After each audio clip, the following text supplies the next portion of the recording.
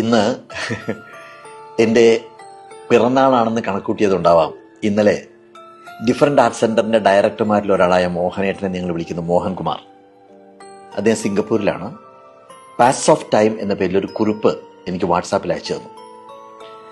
ഞാനത് എത്ര തവണ വായിച്ചു എന്ന് എനിക്ക് തന്നെ അറിയില്ല. ഞാനതിനൊന്ന് മലയാളീകരിച്ചൊരു പ്രിൻ്റ് എടുത്ത് ഇപ്പം അതെൻ്റെ കയ്യിലുണ്ട്. വല്ലാതെ മനസ്സിൽ തട്ടിയ ഒരു എഴുത്താണിത്.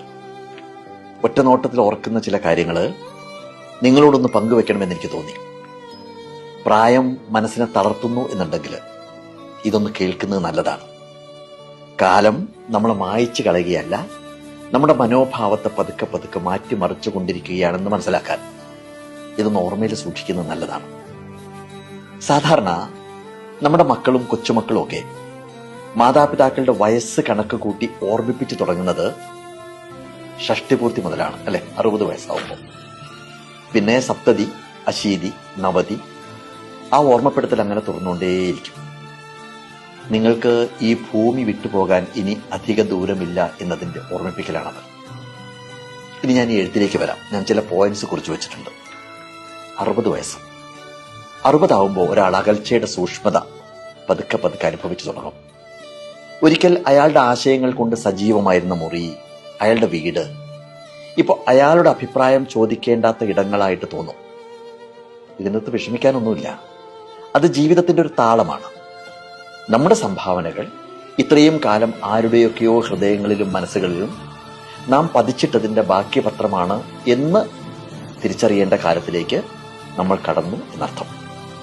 അത്രയേ ഉള്ളൂ, അത്രയേ അതിന് കാണാവൂ. ഇനി 70 വയസ്സാണ്. 70 ആകുമ്പോഴേക്കും സമൂഹം തന്നെ മറന്നു പോകുന്നുണ്ടോ എന്ന് തോന്നി തുടങ്ങും. പുതിയ തലമുറ നമ്മൾ എന്തായിരുന്നു എന്നൊന്നും അംഗീകരിക്കാത്തൊരു കാലത്തിലേക്ക് കിടക്കുകയാണ്. അത് പരാജയമൊന്നുമല്ല, അതിനൊരു തരം മോചനമായിട്ട്, ഒരു തരം സ്വാതന്ത്ര്യമായിട്ട് കാണാൻ പഠിക്കുന്നിടത്താണ് നമുക്ക് മനസ്സമാധാനം കിട്ടുക. നമ്മുടെ ഉള്ളിലേക്ക് തന്നെ നോക്കാനും അഹംഭാവമൊക്കെ മാറ്റിവെച്ച് ഒരു തരം ശാന്തതയിലേക്ക് മാറി തുടങ്ങാനുള്ള സമയമാണത്. അതിനെ ഒരു തരം അനുഗ്രഹമായിട്ട് കാണാൻ കഴിഞ്ഞാൽ നമുക്ക് രക്ഷപ്പെടാം. 80 വയസ്സ്, 80ലേക്ക് എത്തുമ്പോൾ ഒപ്പമുണ്ടായിരുന്നവരെല്ലാം അവരുടെ തിരക്കിലൊക്കെ പെട്ട് കുറച്ചുകൂടി ഇങ്ങനെ അകന്നകന്ന് പോകുന്നതായിട്ട് അനുഭവപ്പെടും. മുഖവരുകളൊന്നും വേണ്ടാത്ത, അധികാരങ്ങളൊന്നും ഇല്ലാത്തൊരു കാലമാണിത്. പക്ഷേ അത് ചില തിരിച്ചറിവുകൾ നേടുന്ന കാലം കൂടിയാണെന്ന് തിരിച്ചറിയാൻ പറ്റണം. എവിടെയൊക്കെയാണ് യഥാർത്ഥ സ്നേഹം എന്ന് നമ്മൾ മനസ്സിലാക്കുന്നു. നമ്മുടെ മക്കൾ, നമ്മുടെ കൊച്ചുമക്കൾ, അവരെല്ലാം അവരുടെ ജീവിതവുമായിട്ട് മുന്നോട്ട് പോകുന്നു. പലരും തിരക്കിട്ട് ഓടുകയാണ്. നമുക്കെങ്ങോട്ടും പോകാനൊന്നുമില്ല. സ്നേഹത്തിലെ കപടതകളെല്ലാം മനസ്സിലായി തുടങ്ങുന്നൊരു കാലം. ഇനി 90ലേക്ക് എത്തി എന്നുണ്ടെങ്കിൽ അത്രയും കാലം വിയർപ്പ്, കണ്ണുനീര്, ചിരി, ഓർമ്മകൾ എന്നിവ ഉപയോഗിച്ച് നമ്മൾ എഴുതിയ അവസാനത്തെ അധ്യായത്തിന്റെ അരികിലെത്തി നിൽക്കുമ്പോൾ ഇത്രയൊക്കെയാണ് ജീവിതം എന്ന് അവസാനമായിട്ട് നമ്മൾ തിരിച്ചറിയും. ഒന്നുകൂടി ഈ ഭൂമിയിൽ ജനിക്കാനായെങ്കിൽ എന്ന് അതിയായിട്ട് നമ്മൾ ആഗ്രഹിക്കാൻ തുടങ്ങും. ഇങ്ങനെയൊന്നും ആയിരുന്നില്ല ജീവിക്കേണ്ടിയിരുന്നത് എന്നും, വെറുതെ നമ്മൾ നഷ്ടപ്പെടുത്തിയ സമയമെല്ലാം ഒന്നുകൂടി തിരിച്ചു കിട്ടിയിരുന്നെങ്കിൽ കുറെ കൂടി ഉജ്ജ്വലമായിട്ട് ജീവിക്കാമായിരുന്നു എന്നും മനസ്സിങ്ങനെ ആവർത്തിച്ച് പറഞ്ഞുകൊണ്ടേയിരിക്കും. പക്ഷെ നടക്കില്ല. അതുകൊണ്ട് ഇപ്പോൾ ഇവിടെ ശ്വാസമുള്ളിടത്തോളം, ഊർജമുള്ളിടത്തോളം, ഹൃദയം മിടിക്കുന്നിടത്തോളം തീവ്രമായിട്ട് ജീവിക്കുക.